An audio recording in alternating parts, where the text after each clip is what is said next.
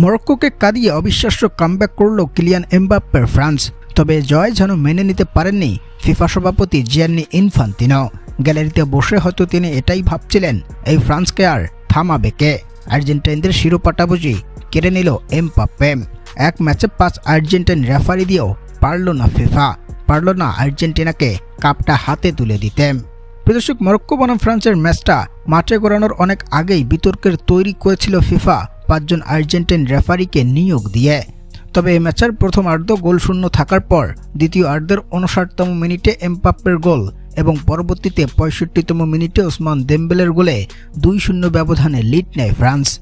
আর দিন শেষে এই 2-0 ব্যবধানেই জিতে যায় ওরা এবং চূড়ান্ত করে টানা তৃতীয়বারের মতো সেমিফাইনালের লড়াই, যেখানে 8 গোল করে গোল্ডেন বুট জয় করার দৌড়ে মেসির সমান গোল করে এগিয়ে আছেন কিলিয়ান এমবাপ্পে। সেই সাথে দাপটে জয় নিয়ে সেমিফাইনাল চূড়ান্ত করায় খুশি হতে পারেননি ফিফা সভাপতি জিয়ান্নি ইনফান্তিনো। গ্যালারিতে বসে থাকা তার অবস্থা সেটারই যেন স্পষ্ট প্রমাণ মিলিয়ে দিয়েছে। প্রদর্শক, আপনার কি মনে হয় আর্জেন্টাইনদের শিরোপাটা ঘরে তুলতে সর্বোচ্চ বাধা হবে কি কিলিয়ান এমবাপ্পে ও ওসমান দেমবেলেদের এই ফ্রান্স? জানাবেন কমেন্টে।